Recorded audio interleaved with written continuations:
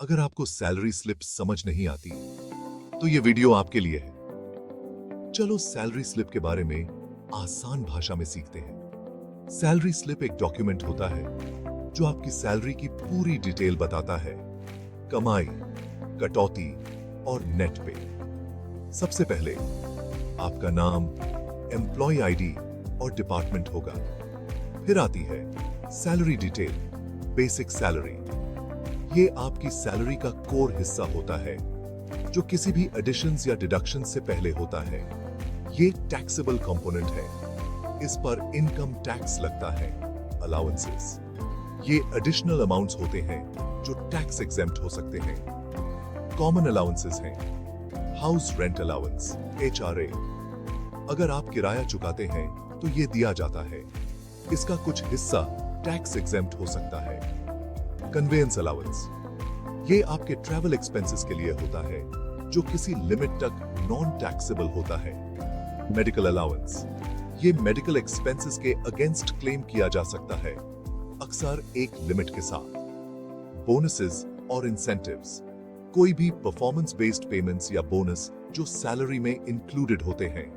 Deductions, employee provident fund, EPF, आपकी salary का एक हिस्सा काट कर रिटायरमेंट के लिए सेव किया जाता है।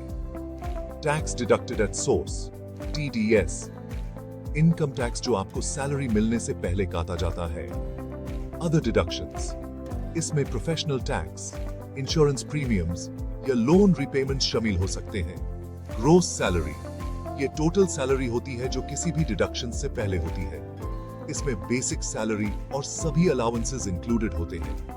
नेट सैलरी, ये वो फाइनल अमाउंट है जो आपको घर ले जाने को मिलता है सब डिडक्शंस के बाद। इसे टेक होम पे भी कहा जाता है। सैलरी स्लिप की इंपॉर्टेंस, फाइनेंशियल प्लानिंग, ये आपको आपकी अर्निंग समझने और एक्सपेंसेस प्लान करने में मदद करता है। Proof of income, loan, credit card या प्रॉपर्टी रेंट करते वक्त जरूरी होता है।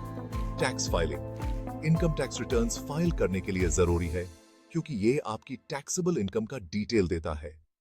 एम्प्लॉई राइट्स, ये आपको आपकी अर्निंग्स और डिडक्शन से अवेयर करता है ताकि आप वेरीफाई कर सकें कि आपको सही पेमेंट मिल रही है। सैलरी स्लिप समझने के टिप्स, ब्रेकडाउन चेक करें, हर कंपोनेंट का रिव्यू करें ताकि आप समझ सकें कि आपकी सैलरी कैसे कैलकुलेट होती है।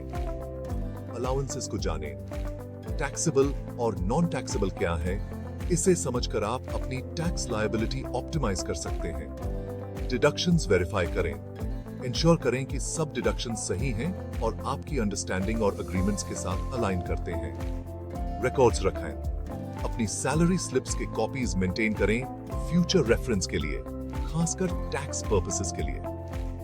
कंक्लूजन, अपनी सैलरी स्लिप समझना फाइनेंशियल मैनेजमेंट के लिए जरूरी है। ये सिर्फ आपको आपकी अर्निंग्स ट्रैक करने में मदद नहीं करता, बल्कि आपको आपके इनकम के राइट्स और रिस्पॉन्सिबिलिटीज से अवेयर करता है। अगर आपको कोई डिस्क्रिपेंसीज या क्वेश्चंस हैं, तो अपने HR डिपार्टमेंट से क्लैरिफिकेशन लेने से न झिझकाइए।